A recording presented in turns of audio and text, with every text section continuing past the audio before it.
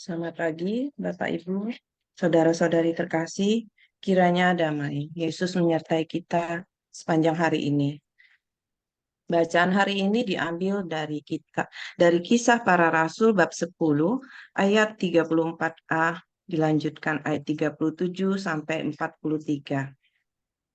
Lalu mulailah Petrus berbicara, katanya, "Kamu tahu tentang segala sesuatu yang terjadi di seluruh tanah Yudea, mulai dari Galilea sesudah baptisan yang diberikan oleh Yohanes, yaitu tentang Yesus dari Nazaret, bagaimana Allah mengurapi dia dengan Roh Kudus dan kuat kuasa. Dia yang berjalan berkeliling sambil berbuat baik dan menyembuhkan semua orang yang dikuasai iblis, sebab Allah menyertai dia. Dan kami adalah saksi dari segala sesuatu yang diperbuatnya di tanah Yudea maupun di Yerusalem, dan mereka telah membunuh dia dan menggantung dia pada kayu salib. Yesus itu telah dibangkitkan Allah pada hari ketiga, dan Allah berkenan bahwa ia menampakkan diri, bukan kepada seluruh bangsa, tetapi kepada saksi-saksi yang sebelumnya telah ditunjuk oleh Allah yaitu kepada kami yang telah makan dan minum bersama-sama dengan dia setelah ia bangkit dari antara orang mati. Dan ia telah menugaskan kami memberitakan kepada seluruh bangsa dan bersaksi bahwa dialah yang ditentukan Allah menjadi hakim atas orang-orang hidup dan orang-orang mati. Tentang dialah semua nabi bersaksi bahwa barang siapa percaya kepadanya, ia akan mendapat pengampunan dosa oleh karena namanya. Demikianlah sabda Tuhan, syukur kepada Allah. Bacaan hari ini adalah pembicaraan dari Rasul Petrus kepada Cornelius. Cornelius adalah seorang perwira Itali, bukan orang Yunani.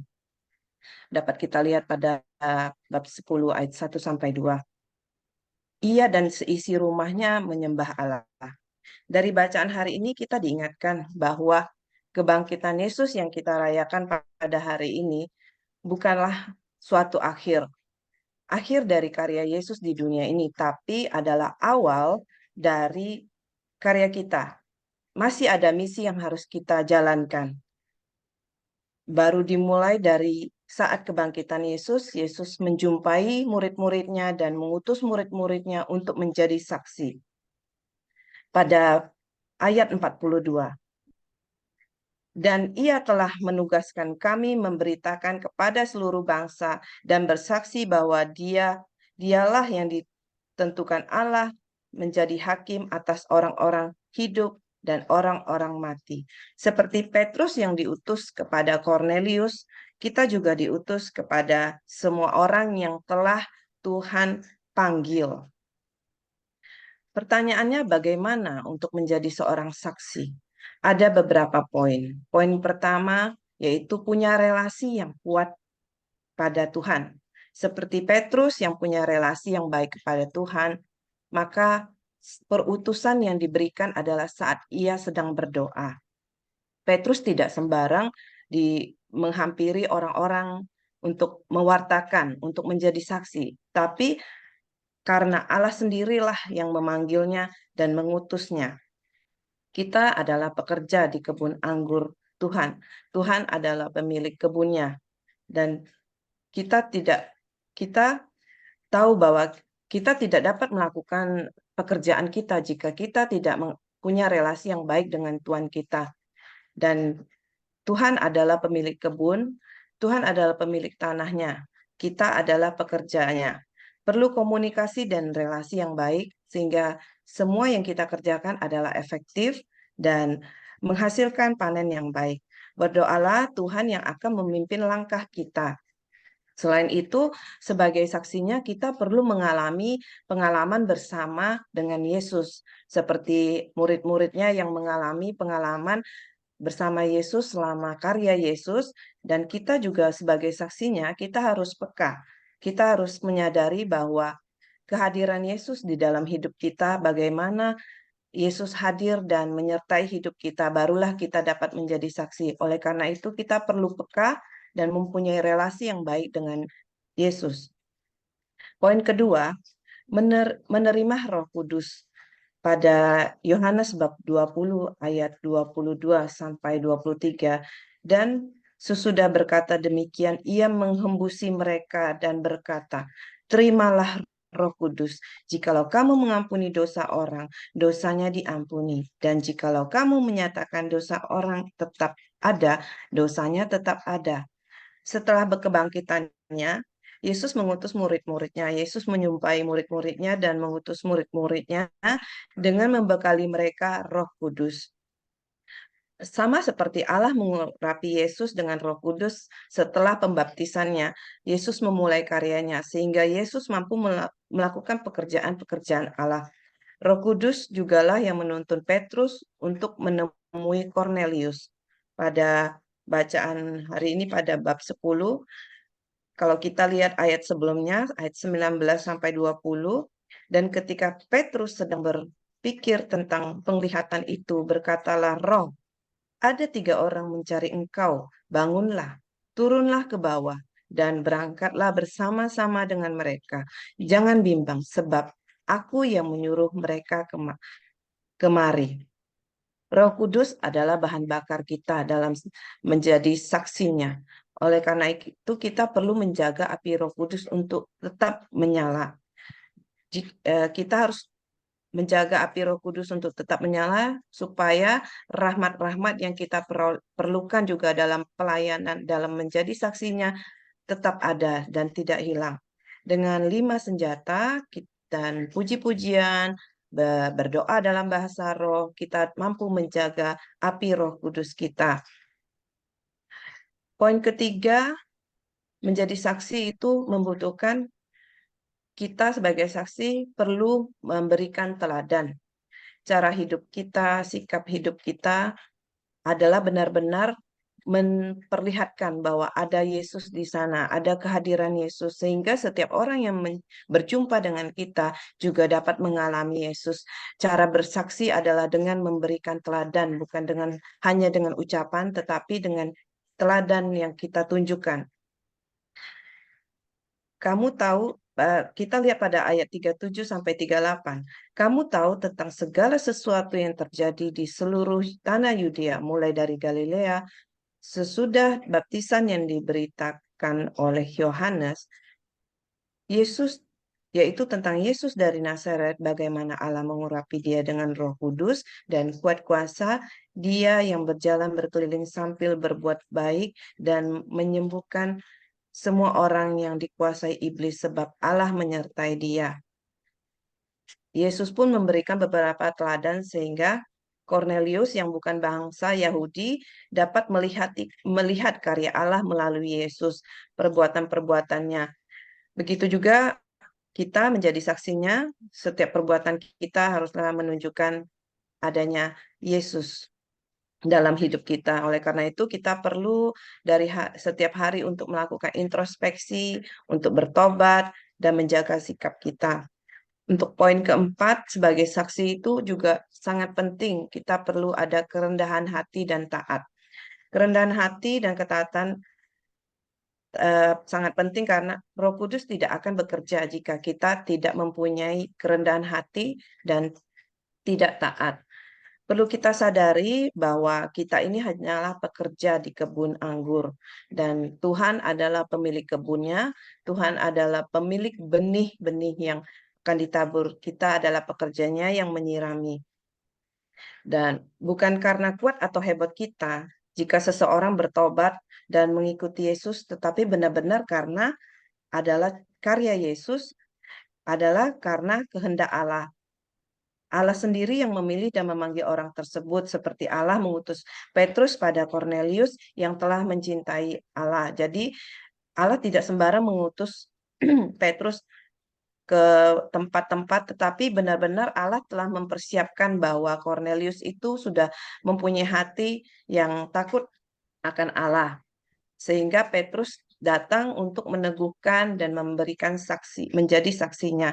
Tuhan juga tidak tidak sembarang mengutus kita untuk bersaksi-saksi di pasar-pasar, tetapi benar-benar ada jiwa-jiwa yang telah Tuhan siapkan untuk kita siram, untuk kita siram dan kita pelihara. Pada 1 Korintus bab 3 ayat 6 sampai 7. Aku menanam, Apolos menyiram, tetapi Allah yang memberi pertumbuhan. Karena itu yang penting bukanlah yang menanam atau yang menyiram, melainkan Allah yang memberi pertumbuhan. Jadi seorang saksi memiliki kerendahan hati, maka saat ia berhasil, ia tidak akan menjadi sombong, dan jika ia gagal, dia tidak akan putus asa. Kita juga dapat lihat pada ayat yang tadi baru dibacakan dari Korintus, bahwa benar-benar pertumbuhan adalah dari Allah, bukan karena kuat hebat kita sebagai seorang fasilitator atau sebagai seorang saksi, tapi benar-benar adalah pemberian Tuhan, dan bagian kita adalah ada yang menyiram, tapi juga ada yang menanam. Dan tidak semua di saat kita menanam belum tentu kita yang akan menuai. Bisa bisa terjadi suatu saat belum ada pertobatan, tapi suatu saat melalui seseorang ada yang menyiram lagi, lalu akhirnya orang tersebut bertumbuh. Jadi di sini bukanlah benar-benar pekerjaan kita, tapi benar-benar pekerjaan dari Allah sendiri. Dan taat Taat sangat penting juga, seperti Petrus yang taat saat diutus untuk bekerja sama dengan Tuhan. Maka Petrus diutus kepada Cornelius yang bukan bangsa Yahudi. Dia juga taat melakukannya, dia jalan. Seperti juga Ananias yang diutus kepada Saulus saat itu. Sebagai seorang Ananias pasti ada keraguan, ketakutan, tapi tetap ia taat untuk menjalankan. Disinilah kita perlu punya relasi yang kuat dengan Tuhan sehingga kita tahu bahwa benarkah ini perutusan dari Allah sendiri atau tidak. Jadi jika kita tidak punya relasi yang kuat, kita tidak tahu bahwa kita untuk menaatin apa yang telah Tuhan tanam dalam hati kita, ada keraguan. Jadi juga perlu adanya konfirmasi, perlu ada konfirmasi, dan perlu juga kita discernment jika terjadi perutusan-perutusan yang Allah berikan kepada kita. Yesus telah wafat dan bangkit bagi kita. Karya Yesus telah selesai di dunia ini, tetapi misinya belum selesai. Ini adalah bagian kita. Kita telah dipilih setelah Yesus bangkit, dia datang kepada murid-muridnya, mengutus murid-muridnya, mencurahkan Roh Kudusnya untuk memanggil mereka menjadi saksinya. Yesus yang bangkit pada hari ini, yang kita rayakan, juga mengutus setiap kita, murid-muridnya, untuk menjadi saksi. Menjadi saksi mulailah dari orang-orang terdekat kita, melalui sikap hidup kita, melalui ketaatan, melalui relasi kita yang baik dengan Tuhan, maka kita akan peka kemana Tuhan mau mengutus kita. Mari kita minta roh keperkasaan, roh hikmat, supaya kita dapat melakukan tugas-tugas menjadi saksinya. Selamat Paskah, terima kasih. Tuhan Yesus memberkati. Saya akan menutup renungan ini dengan suatu kesaksian. Saya lupa sejak kapan saya memiliki kerinduan untuk mama mertua saya menjadi seorang Katolik. Tapi kemarin saya melihat catatan saya saat Lexio Divina. Saya lihat di bulan Juni atau Juli 2022 saat saya membaca dari Matius bab 10 ayat 1 sampai 7, saya mendapati ayat emas di ayat 6, yaitu melainkan pergilah kepada domba-domba yang hilang dari umat Israel. Di situ saya mendapat kerinduan kembali dan mendapat peneguhan untuk bisa mengajak mama mertua saya untuk menjadi seorang Katolik. Tetapi saat itu saya masih ragu, seperti tidak ada jalan. Saya ingin memberikan Alkitab, tapi saya ragu. Jadi saya putuskan, saya lakukan dengan saya bawa dalam doa.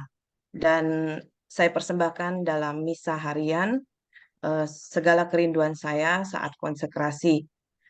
Puji nama Tuhan, bulan April ini mama mertua saya akan mengikuti kelas katakumen dan akan dibaptis Desember nanti. Benar-benar saya melihat bagaimana Tuhan bekerja, bukan benar-benar Tuhan bekerja melalui ya Lectio Divina. Berarti saat itu saya sedang berdoa dan memang Tuhan sendirilah yang memberikan kerinduan itu. Bukan karena saya sendiri, tapi benar-benar Tuhan yang memberikan kerinduan itu. Dan yang saya lakukan memang saya belum melihat sesuatu, saya hanya membawa dalam doa, mempersembahkannya. Dan Tuhan bekerja walau 2 tahun. Dan bukan saya saja yang memberikan kesaksian, tapi ada seorang saudara yang menabur, menyiram juga. Dan akhirnya tahun ini Mama menguatkan diri, meneguhkan diri untuk ikut katakumen. Mohon doanya supaya Mama dapat setia sehingga menyelesaikan dan terus setia setelah dibaptis terus setia mengikuti Yesus. Begitulah kalau cara kerja Tuhan, benar-benar Tuhan yang bekerja sendiri untuk menarik jiwa-jiwanya. Jadi kita juga peka untuk menjadi saksinya. Jika kita tidak melihat jalan, kita doakan, persembahkan dalam Ekaristi. Terima kasih. Tuhan Yesus memberkati. Mari Bapak Ibu, sahabat yang terkasih, kita tutup saat teduh pagi hari ini dengan doa. Bapak, terima kasih untuk renungan-Mu pagi hari ini. Engkau mengingatkan kami bahwa kami harus menjadi saksi hidup-Mu di dalam dunia ini. Karena misi di dunia ini belum selesai. Terima kasih Tuhan, kami mau serahkan tubuh, jiwa, dan roh kami saat ini dalam tangan kasih-Mu, apapun kondisi kami, biar kami selalu percaya bahwa Engkau tetap hidup dan tinggal dalam hati kami. Mari saat ini kita mau tutup doa kita dengan doa komunitas, pemunihan hati, dan peserta saat teduh pagi ini. Ya Yesus, kepada hati-Mu yang maha kudus, kami benamkan diri kami dan setiap jiwa-jiwa yang ada dalam komunitas pemunihan hati dan peserta saat teduh pagi ini, juga setiap anggota keluarga kami, seluruh hidup dan pergumulan kami. Apapun yang kami alami saat ini, kami mau serahkan dan persembahkan kepada hati-Mu yang maha kudus. Hati kudus Yesus, kasihanilah kami. Hati kudus Yesus, selamatkanlah keluarga kami. Hati kudus Yesus, bebaskanlah kami dari segala yang jahat. Darah suci Yesus, basuhlah kami. Roh Kudus, penuhilah kami. Kemuliaan kepada Bapa dan Putra dan Roh Kudus, seperti pada permulaan, sekarang, selalu, dan sepanjang segala abad. Amin. Dalam nama Bapa dan Putra dan Roh Kudus. Amin. Mari kita lanjutkan dengan foto. Kita lanjutkan foto. Hanya ada satu layar. 1, 2, 3. Terima kasih. Selamat hari Minggu. Selamat Paskah. Tuhan Yesus memberkati. Terima kasih. Selamat Paskah semuanya. Tuhan berkati. Terima kasih. Selamat Paskah semuanya. Bagi yang mau sharing, mungkin dipersilakan 1-2 orang. Bagi yang mau live, disilahkan. Siapa tahu ada yang mau ke gereja, ada yang tugas. Silakan. Terima kasih. Terima kasih, Mbak Fenty. Mbak Fenty, mau izin bertanya aku mah. Iya, Ci. Iya, Kak.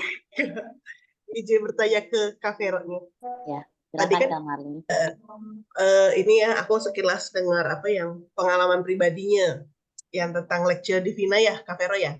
Itu apakah dilakukan setiap hari atau ada dorongan inisiatif dari diri sendiri gitu untuk lebih mendekat kepada Tuhan gitu? Apa sih motivasinya gitu? Kasih. Oke, saya mengenal Lectio Divina itu saat saya mengikuti kelas mulai dari kelas ME, SEP. Jadi itu memang diajarkan di sana. Jadi saya melihat saat saya menulis itu memang saat mengikuti kelas. Jadi selama kita mengikuti kelas itu kita diharuskan untuk melakukan Lectio Divina. Tapi setelah kelas itu bubar, saya tidak menulis, tapi ya merenungkan gitu aja sih. Bagus, Marlen, kalau memang bisa kita rutin melakukan dan menulis. Karena dapat kita lihat ulang dan memang saat kita menulis, kalau saat Lectio Divina kan ada beberapa step. Benar-benar yang bikin menjadi lebih nyata apa yang kita rasakan, karena di situ ada